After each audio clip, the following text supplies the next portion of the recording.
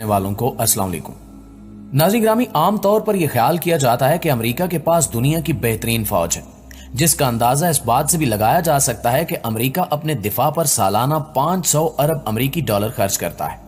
यही वजह है कि दुनिया अमेरिकी फौज को बेहतरीन फौज मानती है। लेकिन बदकिस्मती से इस नंबर 1 फौज का हशर इराक और अफगानिस्तान में जो हुआ, उसको अमेरिकी और नेटो अफवाज रहती दुनिया तक याद रखेंगे। ये वही अमेरिकी फौज है जिसे एक इराकी बच्चे ने नाकों चने चबाए थे। इस 14 साला मुजाहिद की दास्तान सुनकर आपके होश उड़ जाएंगे कि किस तरह इस नन्हे मुजाहिद ने तन तनहा 400 की फौज को तिगनी कर नाच नचा दिया।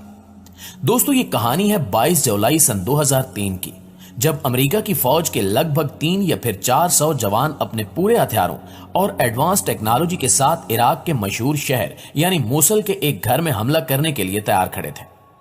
हथियारों से लेस अमेरिका की यह ताकतवर फौज इराक के जिस घर पर हमला करने के लिए तैयार खड़ी थी, उस घर में सिर्फ और सिर्फ 4 लोग मौजूद थे, और ये चारों लोग कोई और नहीं बल्कि उस दौर में अमेरिका के सबसे बड़े दुश्मन यानी सद्दाम हुसैन के रिश्तेदार थे। इन 4 लोगों में से जहां एक तरफ 2 लोग तो खुद सद्दाम हुसैन के ही बेटे थे, वहीं एक उनका गार्ड और एक 14 साल का बच्चा भी मौजूद था, और वो 14 साल का बच्चा कोई और नहीं बल्कि सद्दाम हुसैन का सगा पोता था। अमेरिकी फौज इन चारों को एक लंबे वक्त से तलाश कर रही थी, लेकिन एक खुफिया मकान में छुपे होने की वजह से अमेरिकी फौज चाहकर भी इन चारों को ढूंढने में हमेशा नाकाम रही। लेकिन आखिरकार अपने ही किसी रिश्तेदार की जासूसी की वजह से अमेरिकी फौज ये पता लगाने में कामयाब हो गई कि ये लोग किस जगह पर छुपे हुए हैं।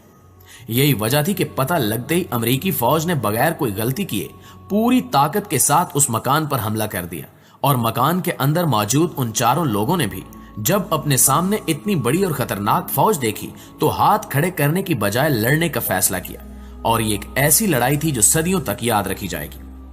जहां एक तरफ अमेरिकी फौज नए नए खतरनाक हथियारों से लैस थी, तो वहीं दूसरी तरफ इन 4 लोगों के पास एक एक या 2 से ज्यादा बंदूकें नहीं थी, और साथ ही साथ अमेरिकी फौज गिनती में भी इन लोगों से लगभग 100 गुना ज्यादा थी। लेकिन इसके बावजूद भी इन 4 शेर जवानों ने हार नहीं मानी, और एक लंबे वक्त तक दोनों तरफ से खतरनाक गोलाबारी होती रही, और आखिरकार एक लंबी झड़प के बाद इन 4 लोगों में से 2 बड़े लोग यानी दोनों सीनियर जो कि सद्दाम हुसैन के सगे बेटे थे, अपनी जिंदगी गंवा बैठे। और इन दोनों के खत्म हो जाने के बाद अब अमेरिकी फौज से लड़ने की जिम्मेदारी बचे हुए एक गार्ड और 14 साला बच्चे पर आ गई। यानी अब इन दोनों को इस अमेरिकी फौज से मुकाबला करना था। लेकिन दोस्तों, अभी कुछ ही वक्त गुजरा था कि इन बचे हुए 2 लोगों में से भी उस गार्ड की मौत हो गई, जिसकी वजह से अब उस घर में सिर्फ और सिर्फ एक 14 साल का बच्चा ही रह गया था, जो रिश्ते में सद्दाम हुसैन का पोता था। लेकिन ऐसे हालात में अगर कोई भी 14 साल का लड़का होता तो शायद वो खौफ और डर की वजह से ही अपनी जान गंवा बैठता।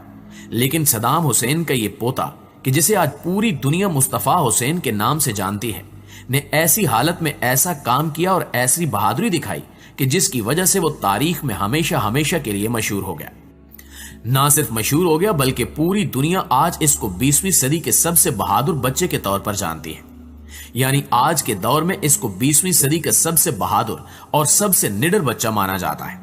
क्योंकि मुस्तफा हुसैन ने अपने तीनों साथियों के खत्म हो जाने के बाद भी इस खतरनाक और बड़ी फौज से कई घंटों तक अकेले मुकाबला जारी रखा, और अमेरिका की इस ताकतवर फौज की लाख कोशिशों के बावजूद भी उसे उस घर में दाखिल नहीं होने दिया। नाज़रीन ग्रामी, मुस्तफा हुसैन ने अमेरिकी फौज से कितनी बहादुरी से मुकाबला किया, इस बात का अंदाजा आप सिर्फ इस बात से लगा लीजिए कि अमेरिकी फौज को मुस्तफा हुसैन से लड़ते वक्त इस बात का बिल्कुल भी एहसास नहीं हो रहा था कि वो सिर्फ और सिर्फ एक 14 साल के बच्चे से मुकाबला कर रहे हैं, क्योंकि उन्हें यह महसूस हो रहा था कि इस घर के अंदर अभी भी शायद 4 लोग मौजूद हैं। यही वजह थी कि जब अमेरिकियों को यह महसूस हुआ कि अब हम चाहकर भी लगातार इन लोगों से मुकाबला नहीं कर सकते, तो उन्होंने उस घर को पूरी तरह से उड़ाने का फैसला किया और उस घर के ऊपर टैंक के जरिए से हमला शुरू कर दिया। लिहाजा इन्हीं हमलों की वजह से सद्दाम हुसैन का 14 साला पोता मुस्तफा हुसैन भी अपनी जान गंवा बैठा और हमेशा के लिए हमारी इस दुनिया को अलविदा कह गया।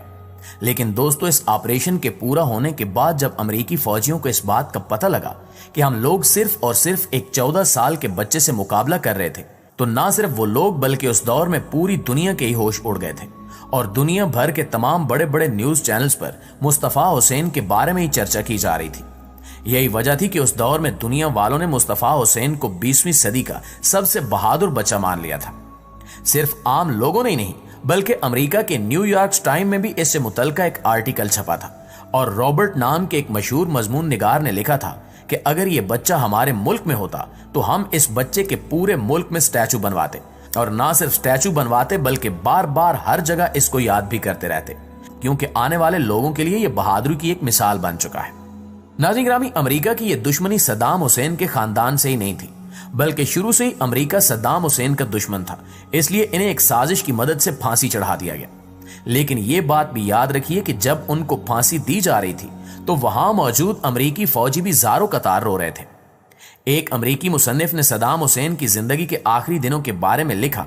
कि जब सद्दाम हुसैन को फांसी देने वाले एहलकारों के सपुर्द किया जा रहा था तो उनके तमाम मुहाफिजों की आंखों में आंसू थे। अपने एक साथी एडम फोग्रेस का हवाला देते हुए किताब के मुसन्निफ विल बार्डनोर ने लिखा कि हमने सद्दाम हुसैन को कभी भी नफ्सियाती मरीज और कातिल के तौर पर नहीं देखा, बल्कि हम उसे ग्रैंडफादर के तौर पर देखते थे। सद्दाम अपने आखिरी दिनों में अमेरिकी गुलकार मैरी जे ब्लिज़ार्ड के गाने सुना करते थे और वो अपनी कीमती एक्सरसाइज बाइक, जिसे वो पोनी कहते थे, पर बैठा करते थे। वो मीठा खाने के बहुत शौकीन थे और हर वक्त उन्हें मुनफरिद खाने का दिल करता था। बार्डनोर कहते हैं कि आखिरी अयाम में सद्दाम का दूसरों के साथ रवैया बहुत नरम था और उन्होंने ये तासुर नहीं छोड़ा कि वो बहुत जालिम हुक्मरान थे। उन्हें बागबानी का भी बहुत शौक था, इसलिए वो अपने कैद खाने के गिर्द मौजूद बिखरी हुई झाड़ियों को खूबसूरत फूलों के तौर पर लेते थे।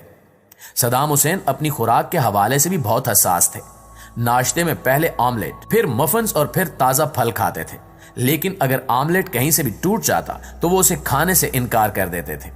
एक बार एक अमेरिकी सिपाही जो कि सद्दाम की हिफाजत पर मामूर थे, उन्हें अपने भाई की मौत के बारे में बताया तो जवाब में सद्दाम ने कहा कि तुम मुझे आज से अपना भाई समझो।